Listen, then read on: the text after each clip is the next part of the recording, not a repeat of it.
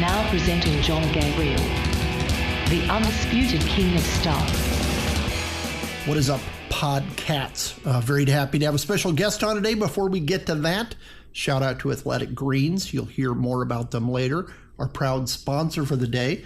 But I heard recently that a site that I visit all the darn time, it's called RealClear Politics, that they are expanding and doing something a little bit unique.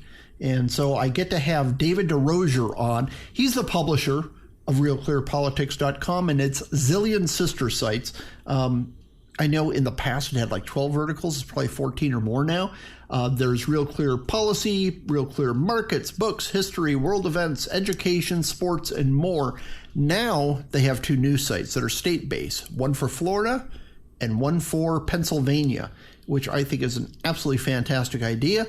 So you can get through the bull that you hear on the national news who never understand local issues very well and find out up close and personal what's going on. If you live in Pennsylvania and Florida, that's great. And after all, both those states are in the news a lot, especially when it comes to elections. David's also the founder and president of Revere Advisors. And prior to this, he served for 10 years as executive VP at the Manhattan Institute, which we here love. So let's get to that interview, shall we? Very happy to welcome David. How are you, David? I'm doing fine. Happy to be on your show. Oh, yeah. Well, I'm excited about this news. First off, I'm a huge fan of RealClear Politics, have been for years, and a little behind-the-scenes info for everyone listening. I usually can't think of anything to write about, so my first stop is RealClear Politics, and then if nothing inspires me, I go to RealClear Energy and Policy and even history and religion, because that way I can find something other people aren't talking about. But yeah, you could get a lot of good articles. So thank you for the resource. But you have two new state-based sites, one for Florida, one for Pennsylvania. What was the thinking behind that? Well, I think what we do nationally really lends itself for state and local news. I think everybody recognizes that, media is under a lot of stress, that their ability to kind of pay the staff to write the news, it's, the costs go up and the income is keep on going the other way. And what RealClear's value has always been, our thinking has always been that the best thinking happens in a decentralized market. It's hard for one media outlet to really, cover the waterfront of, authoritative and with some balance where you get to see right and left kind of think it out. So we really kind of thought that Florida and Pennsylvania were two states that really cried out about, for a page like this. But we're open to building more. It's something and an effort that we're doing through our foundation. And foundations have been coming to the help of media enterprises, particularly on a state and local level, understanding the pressures that they're under. And what we want to do is provide the philanthropic community and the citizens of those states, a real clear accounting, which I think is better than any one paper, better than any one site. And as you said, I think it's the intellectual morning coffee for everybody in the business of politics and public opinion. Yeah, it really is. And you have a diversity of opinions, and it prevents me from, I'm outraged about this because people are yelling on Twitter about it, to go, okay, what actually matters?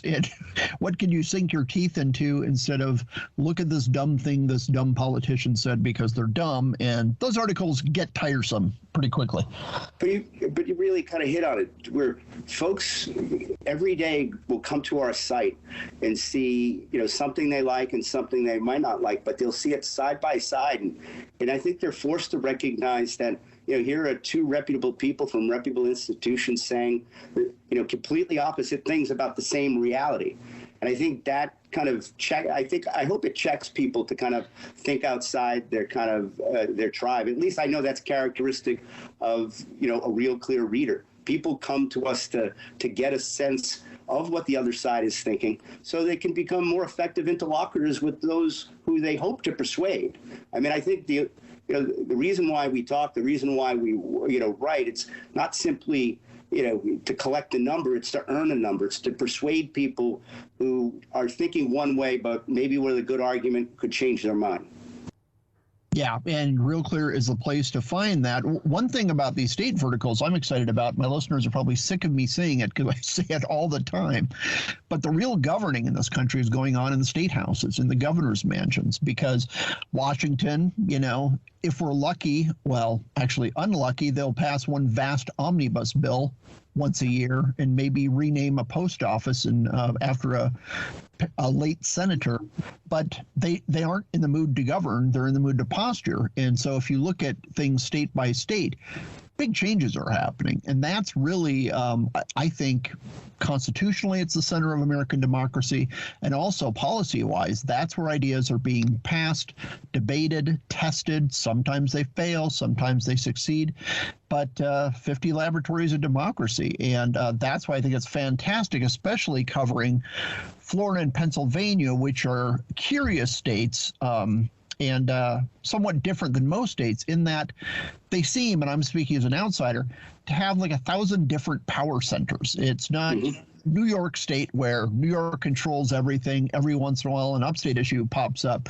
But Florida, you have Miami, of course, Tallahassee, the very opposite end of the state. What's going on in Tampa, Orlando, Naples is growing like crazy. Jacksonville is growing like crazy. So, and you have within that all different constituencies going on. So I think it's a fantastic place to learn about America in microcosm almost. Oh, yeah. And I think, they're both unique in their own way that we could kind of comment on. But what you really see is this need for, like, for example, exactly what you said is right.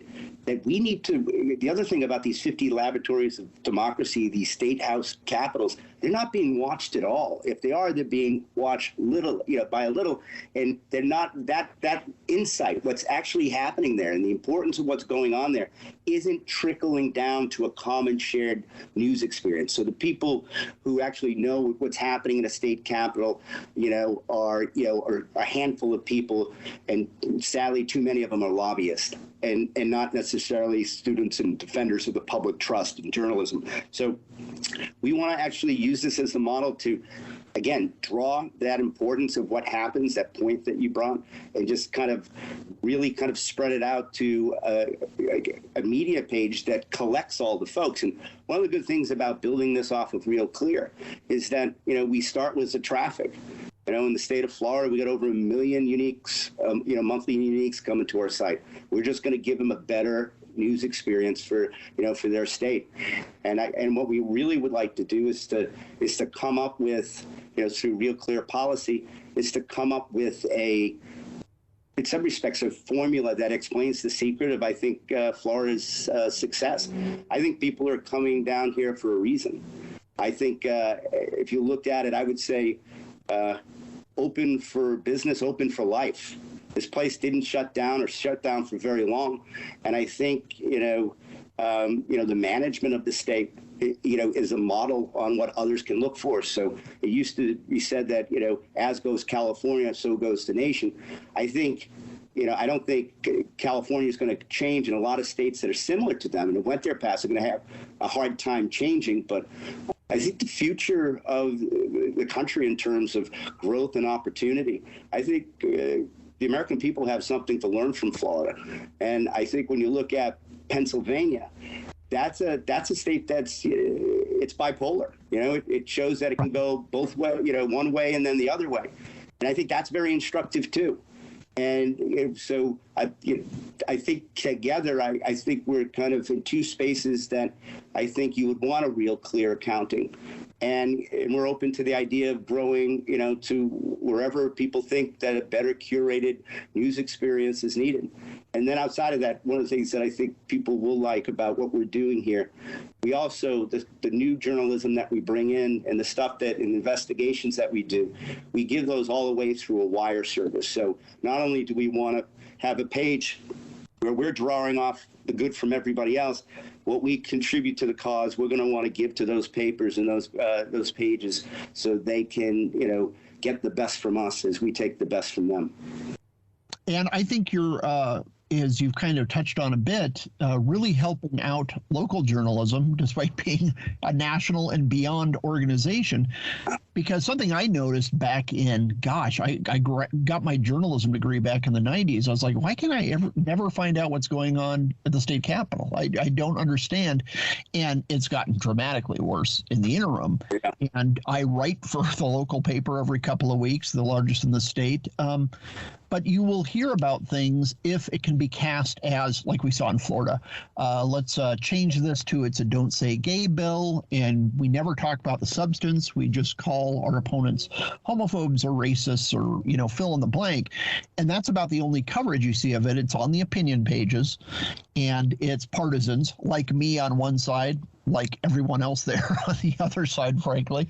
And it's just you can't learn about anything going on in the state that you live where policies are actually going to affect you a heck of a lot more than, I don't know, a slight change in governance from D.C.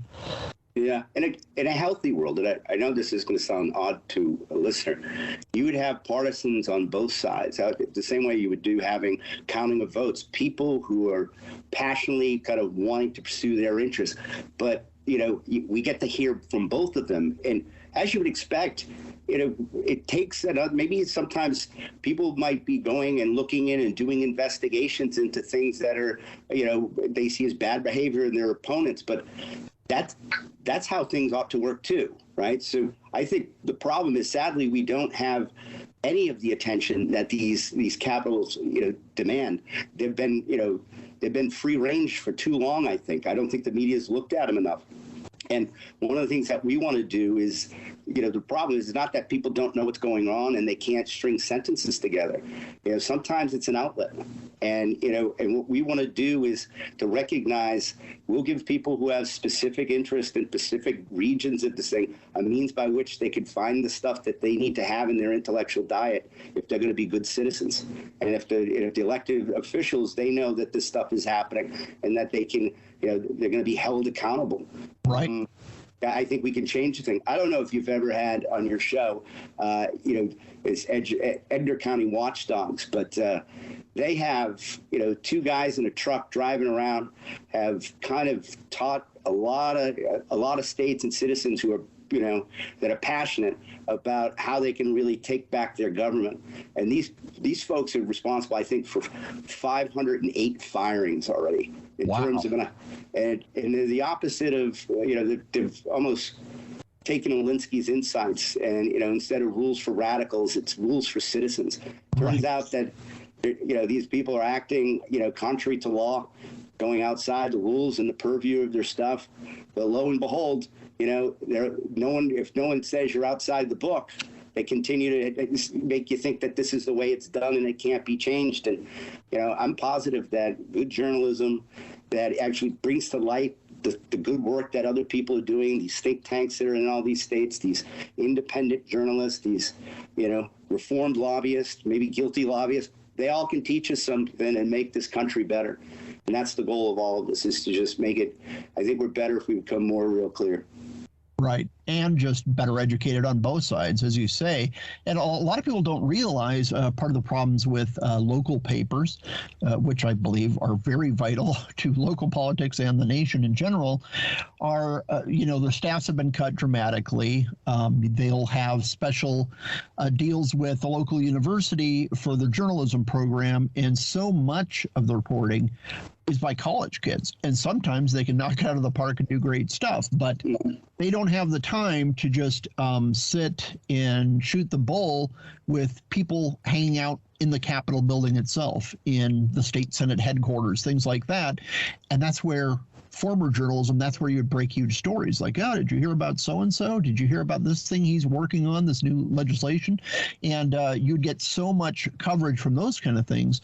But when you farm it out to people who are just frankly too young, too green to have these massive networks that these longtime reporters have built, it really hurts the coverage, and it keeps the citizens in the dark, which frankly I think most politicians want.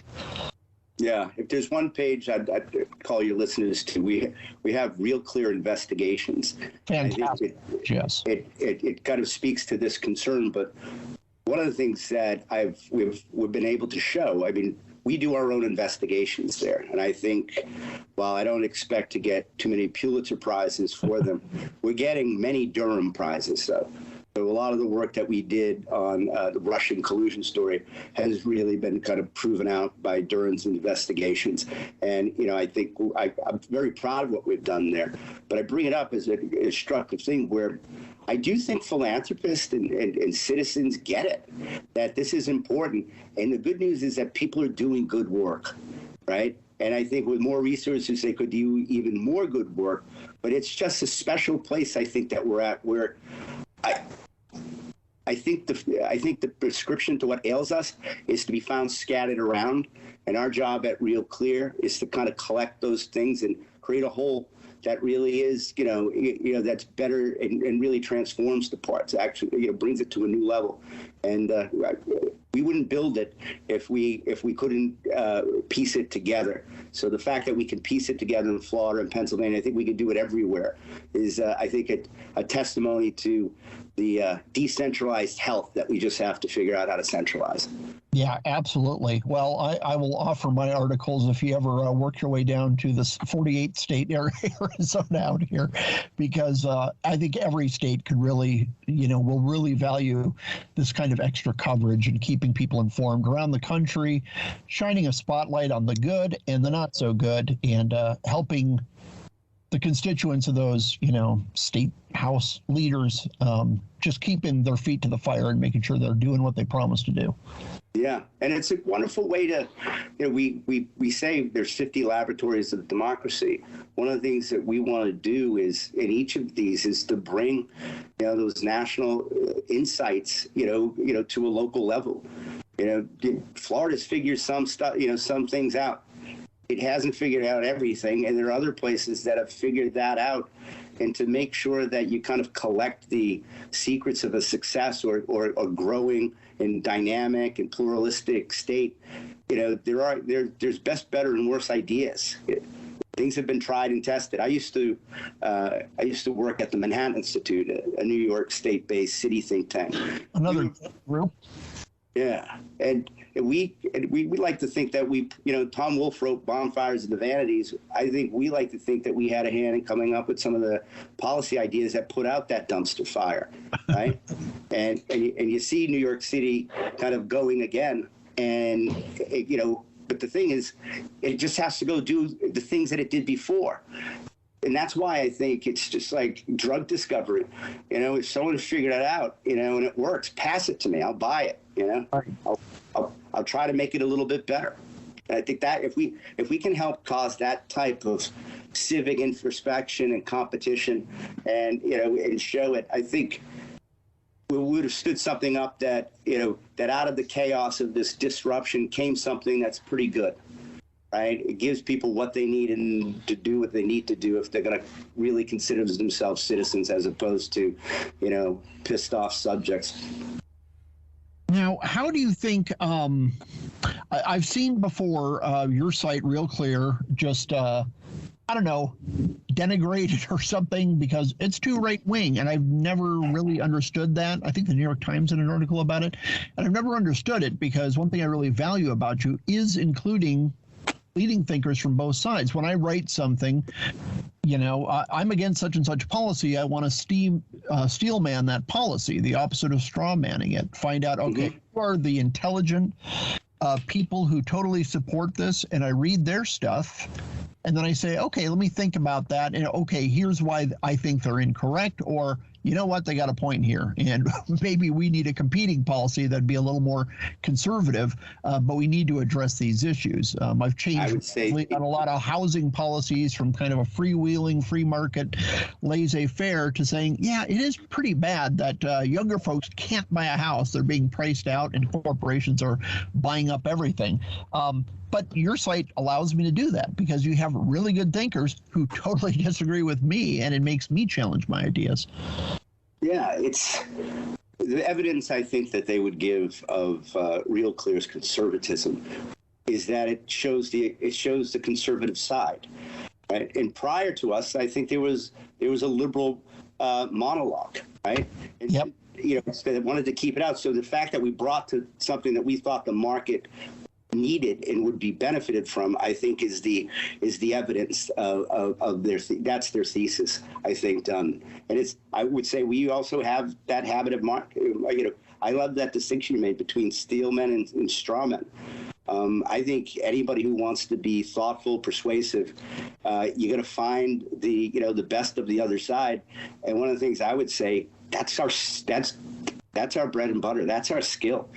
We find editors who go out there and find the best thinkers you need to confront. And getting back to something that's kind of true about the ideological and increasing tightening, I really do think unless Elon had bought Twitter, the goal of Twitter was to recreate the media experience that existed prior to RealClear, when we just had a monologue again. Yep. And then there was a regulated, partisan conversation. And I think, fortunately, that looks like it's going to be paused, but you really do benefit from having, like, our guys. I don't think they would be great employees elsewhere. And the gals who build our sites, they're like Robert Parker level news junkies, and they just go out there and they have a good eye for what what's good and what should be kind of put into dialogic combat. And again, how to read polls, like we average them together, but no one was doing it. And guess what? You average out bias, and you show a true signal in the noise. And I think that helps citizens, particularly ones who want to determine elections at the margins, whether there's a real prospect of acting independently and go in a particular way.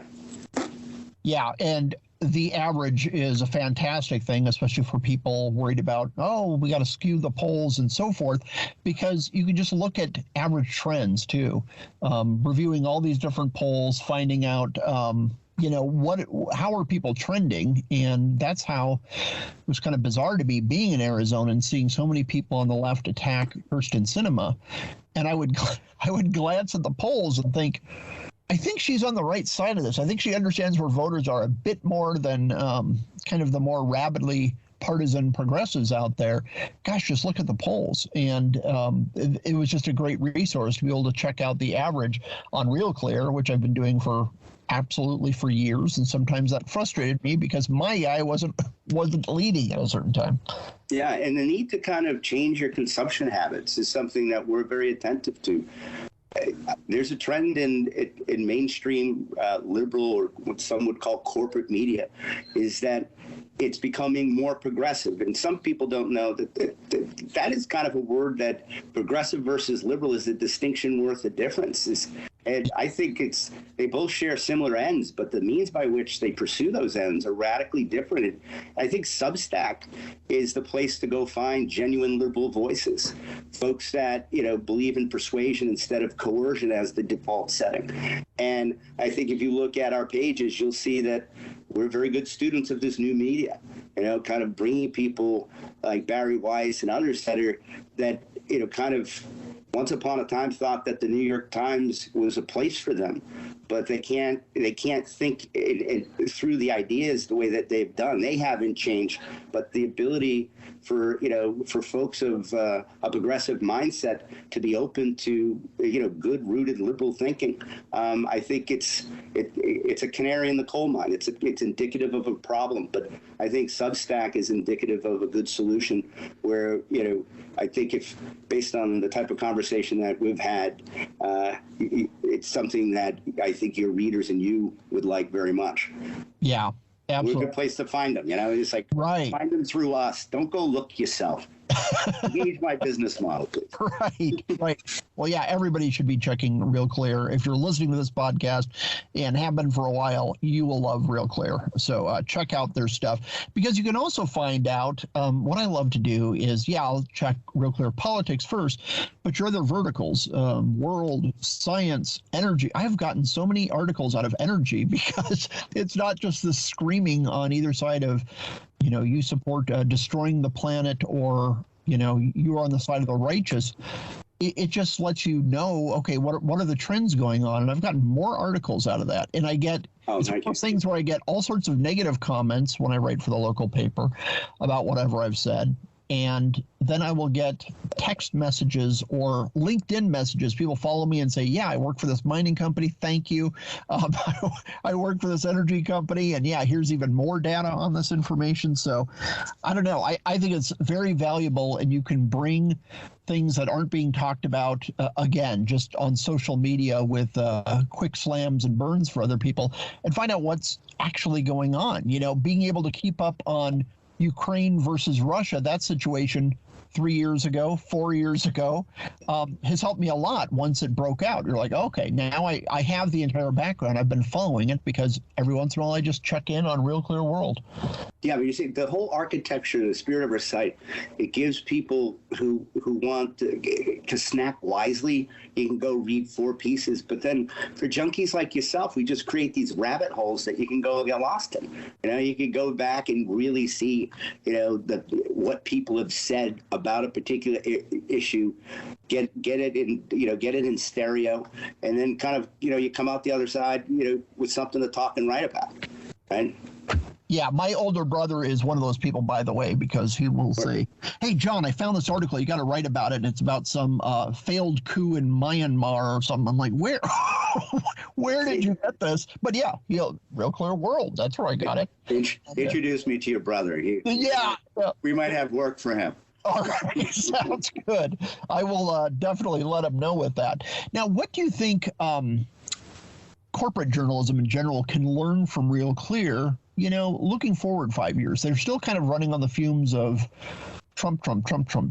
I see that throughout my timeline, through a lot of the corporate journalists. But as that news cycle, you know, obviously, I'm surprised it hasn't faded a bit more by now. But looking at the next 5 years, the next 10 years, what do you think upcoming journalists can learn from what you offer at RealClear?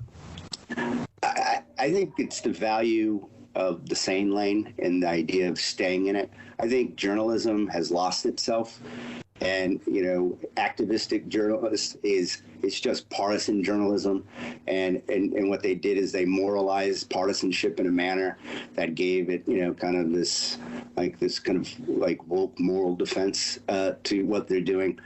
I think just like there's a value to the habit of mind to a lawyer, there's a value of the habit of mind of a journalist, and you need lawyers who understand the law and aggressively defend their clients. You know, give it the biggest push that they can.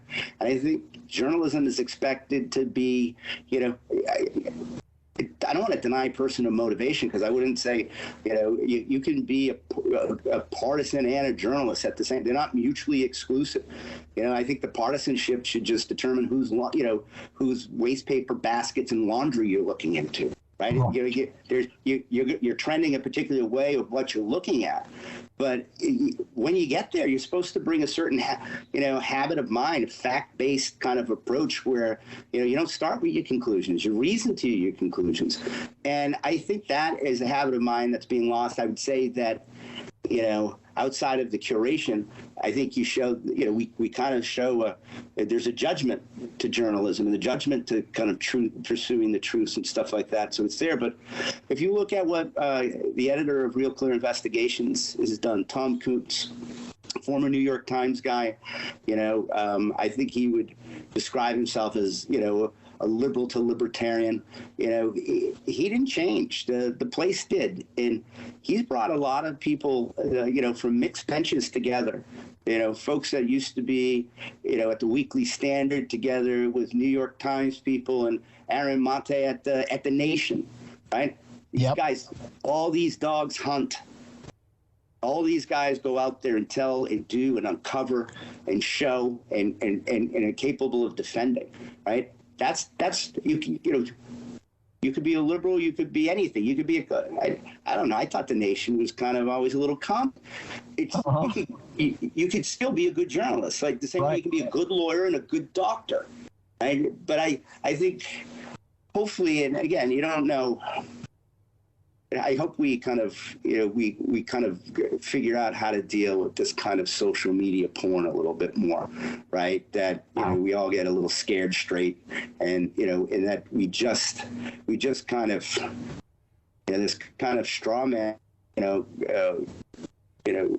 not, with each other. And I think, if you go by the tones of the voice, and the grimaces on the faces, it's like this cold Civil War looks like it's heating up. And I think, a return to Dan Patrick Moynihan, we're all entitled to our own opinions, not our own facts. Yep.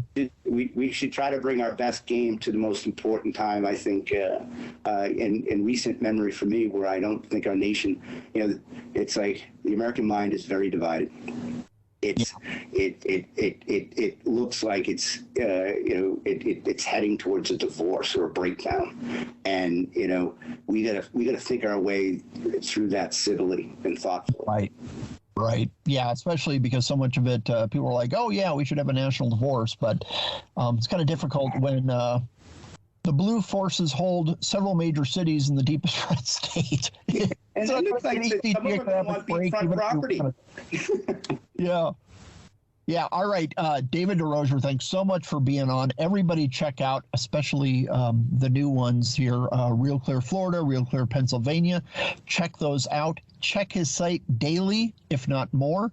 Thanks so much for spending time with us and our listeners. Appreciate it. Thank you very much. You heard last week on this very show why you need to get Athletic Greens, also known as AG1. I got my first shipment a few weeks back. The stuff is absolutely fantastic. You really need to check it out and try it. Started taking AG1. I'm not great at eating my veggies. I would rather eat, ice cream or pizza. Those are my two go-tos. Those are my two food groups. But I know as I get older, especially, I need to have more greens in my diet. AG1 makes it so easy. So what is this stuff? With one delicious scoop of AG1, you're absorbing 75 high-quality vitamins, minerals, whole food source superfoods, probiotics, and adaptogens to help you start your day right. The special blend of ingredients supports your gut health, your nervous system, your immune system, your energy, recovery, focus, and aging, all the things. Like I said before, take it in the morning, first thing, even before my first cup of coffee. A lot of people just skip the coffee because this gives you energy. But look, coffee is my brand, so I still need to have my coffee. But I do it first thing in the morning, put in a scoop with water, shake it up, drink it, you're done for the day. It just helps with everything, as I've already said. The taste, it's not overly veggie tasting. I was afraid it would taste like, a mountain of broccoli. A little grassy, a little sweet, but quite pleasant. A great way for me to enjoy vegetables. It's lifestyle friendly, whether you eat keto, paleo, vegan, dairy-free, gluten-free, you name it, this stuff is great for it. Contains less than 1 gram of sugar, no GMOs, no nasty chemicals or artificial anything, and it still tastes good. It supports better sleep quality and recovery, mental clarity and alertness, and it's the one thing with the best thing. Athletic Greens uses the best of the best products based on the latest science with constant product iterations and third-party testing. Now, tons of people take some kind of multivitamin, and it's important to choose one with high-quality ingredients that your body will actually absorb. AG1 is a small micro habit with big benefits. It's one thing that you can do every single day to take great care of yourself. Your subscription also comes with a year's supply of vitamin D, which is so important, especially as we emerge from these winter months when you might have been locked up for quite a while. So right now, it's time to reclaim your health and arm your immune system with convenient daily nutrition. It's just 1 scoop and a cup of water every day. That is all. No need for a million different pills and supplements to look out for your health. To make it easy, Athletic Greens is giving you a free 1-year supply of immune-supporting vitamin D and 5 free travel packs with your first purchase. All you have to do is visit athleticgreens.com/king. Again, that's athleticgreens.com/king to take ownership over your health and pick up the ultimate daily nutritional insurance. Thanks so much to Athletic Greens for sponsoring the King of Stuff podcast. All right. Thanks again to David. The big news, the hot new thing, the current thing. Move aside, Ukraine. Liberals in the United States, or should I say progressives, no longer care about Ukraine. You can hear them right now removing Ukrainian flags from their bio because they have a new cause. There is a new current thing, and that is complaining about Elon Musk purchasing the Twitters. He did it. He secured it on Monday. I'm recording this on Tuesday, and the wailing and gnashing of teeth is only intensified over the past 24 hours. It really is amazing to see. We have billionaires owning every major media company, but they all pretty much agree with the narrative. What is the narrative? It is the current thing that everybody needs to care about. Well, yeah, like I said, Ukrainian war that's still raging. Nobody cares about that anymore. It's all about Elon Musk. That is the real danger facing the world, because Elon favors free speech, and that's bad, I guess, now. It used to be championed by liberals, but as liberals have kind of faded out and progressives have moved in, free speech is racist now. It's bad. We had one senator, I'm trying to remember who the heck it was, a Democratic senator, saying we need algorithmic justice. That's what we need, which is one of the strangest terms I've heard of. He's not happy about Elon Musk. Everybody's freaking out because they're used to every social media company and every woke company following the line. And Elon Musk has this crazy idea where people just can say what they want, and that's it. I don't know. I don't know why they're upset about this, but who knows? Here's one. We have Ari Melber. He's a host on MSNBC who's horrified by this development. Let's hear out his argument. You own all of Twitter or Facebook or what have you. You don't have to explain yourself. You don't even have to be transparent. You could secretly ban one party's candidate or all of its candidates, all of its nominees, or you could just secretly turn down the reach of their stuff and turn up the reach of something else, and the rest of us might not even find out about it till after the election. Oh, really? A future Twitter could do that? They could influence an election? They could ban a major candidate from their feed? They can hide stories that might hurt their favorite candidate? Who ever heard of Twitter doing such a thing? Yeah, it's very revealing that he thought this was good. He gets this weird deer in the headlights look about halfway through his rant, almost like he realizes, oh, this isn't convincing at all, but he kind of has to keep going with it. So welcome to the party, pal. Yeah, I'm sorry that Elon Musk is not going to silence liberal or conservative media. He's just going to let people talk like it should be. That's when Twitter was fun. I don't know, 10 years ago when it was still fun. Yeah, we should get back to that. And instead of just having partisans trying to silence other partisans, it's ridiculous. But people are freaking out. One thing we're seeing, which has been kind of odd, they haven't really explained this yet. Conservatives that I know keep gaining followers, a lot of them, more than usual, and progressives keep losing followers more than usual. I think the losing followers thing for the progressives are every other progressive is promising to leave Twitter, even those who are still, for some strange reason, hanging out there. I'm going to leave. Darn it, I'm leaving immediately. And then they still have their account active for some reason. So, yeah, I don't think they're really leaving for good. But I think a lot of people are leaving for good, and that's fine.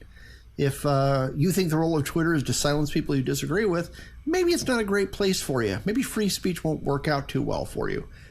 I think conservatives are gaining followers because a lot of people who got sick of it heard the news and are opening new accounts.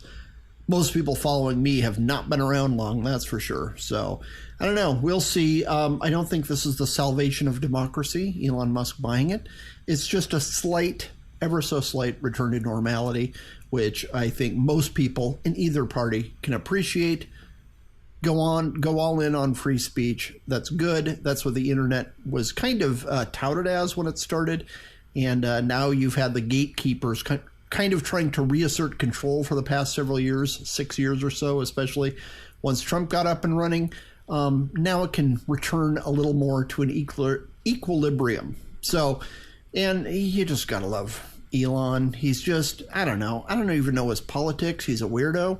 But I like weirdos. Builds rocket ships, flings cool classic cars into space, created the Tesla, hangs out with Joe Rogan, and shares a lot of memes on Twitter. He seems like, oddly, for being the richest man on earth, a pretty regular guy and someone pretty chill. Good for him. Even Jeff Bezos was slamming Elon Musk because imagine a billionaire, one of the richest men in the world, owning a media arm. Oh, yeah, he bought the Washington Post several years ago. But now he's saying Elon is secretly influenced by China. Have you seen how many products that Amazon sells that are all made in China still? Come on. It's just crazy. So it's weird because Bezos is probably the second richest guy on Earth. and he's still jealous of the number one guy. He still doesn't have enough money. He's very upset by this. So it's really weird to see. Again, people touch grass, as the cool kids say. Get outside, turn off your iPhone, shut down your laptop. Talk to your neighbors, talk to normal people. Everything isn't about Twitter. It's not that big a deal. And I'm on there a lot. And it's still, you take this way too seriously, folks. In some excellent news, hopefully it pans out, Jerusalem Post is reporting this, and they are saying that Biden's revival of the Iran nukes deal that was founded by Obama and the one that Biden is kind of sort of renegotiating, they say it's dead in the water because the White House actually is not removing the Revolutionary Guards from the State Department's terror list, and that is a deal breaker for the Iranians. Almost everything is a deal breaker for the Iranians. It's just, why would you try to revive this failed mess? But Biden keeps trying to do it. But hopefully the Jerusalem Post is correct. In other international news, and going back to the last current thing, Ukraine, it turns out that France and Germany, even though there was an embargo, you couldn't sell any arms to the Ruskies, they've been doing it for years. Thanks, France and Germany. Good job there. Good job, they're NATO allies. And now they're trying to kind of cover it up now, Germany is, by promising to send a bunch of offensive weapons to Ukraine. Again, they say a lot of things, and then they kind of drag their feet and take their time. There's also been a report, and I don't know if it's been proven yet, that Biden wanted Germany not to stop the oil flowing from Russia until after the midterms. I guess then he would have more flexibility. If that's true, it's like this whole international class, just be quiet. You're hypocrites. You're embarrassing. You're embarrassing yourselves. You're embarrassing the people you're supposed to represent. And you are hurting Ukrainians fighting for their lives right now. Stop it. Okay, and speaking of the midterms, this poll did not make the Democrats' chances look very good. They asked all Americans, what was this? The Issues and Insights Tip Poll. They're pretty highly regarded because I know I've used their figures before, but they just asked Americans in general, who do you want to see run for president on the Democratic ticket in 2024? For Joe Biden, 19%. 19! Oof. That's really bad. That's really, really bad. This means essentially 81% of Americans do not want him to run again. I don't think he will run again. I don't think he will be capable of running again.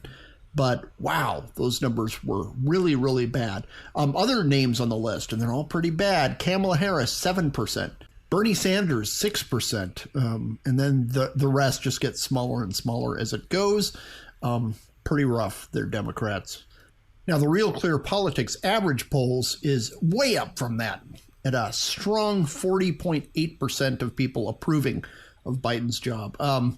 Really not going well. At this time in his administration, Trump was doing better than Biden. Whew, you guys got to change course. One thing I'm seeing locally here is Democrats running, basically saying how much they hate Biden. We got to secure the border. We got to build a wall. Darn it. I've been fighting these dastardly Democrats. It's like, dude, you are a Democrat. I know, but I'm bipartisan. I just care about good ideas. They're really panicking. They're really running from the hills. And there is no interest anymore, despite Washington still doing this, trying to push this, of this whole Build Back Better boondoggle. That has pretty much dropped off the radar because of inflation. Focus on inflation, focus on prices. That's all people care about right now. I just don't know. There's like political malpractice that they aren't thinking this. And now for the song of the week. Longtime listeners, especially when the show was co-hosted with one Stephen Miller. We used to do songs every week just like this, and I introduced you hipsters to a cool band named Mets years ago. Very intense, very loud, punk, hardcore, that kind of band, with kind of a post-punk flavor to it, but they're loud and they're awesome. Alex Edkins, who's their singer and guitarist, it's just a three-piece. He has come out with a solo project. It's going to be out in about a month for sure, but he's teased a song. His project is called Weird Nightmare, and it is really good. It's more straight ahead rock, so it's not quite as intense and noisy and punky, but it's just straight ahead rock, and it's great. The song is called Wrecked.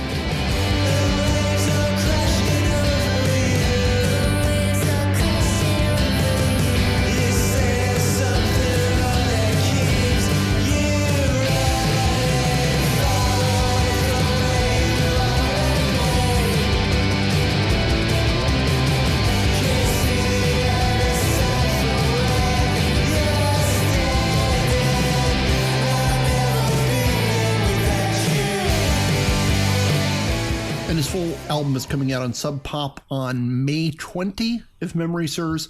So buy everything he does and buy everything Mets does, because they're both awesome. And that is it for the show. Thanks to Athletic Greens. Thanks to David DesRosiers. And just remember to rate us, rank us, review us, subscribe to us if you haven't already. But those ratings really help, so please contribute if you'd be so kind. Check out Ricochet as well. Join us. It's dirt cheap. That'd be great if you did that. Thanks so much for listening. We'll talk to you next week.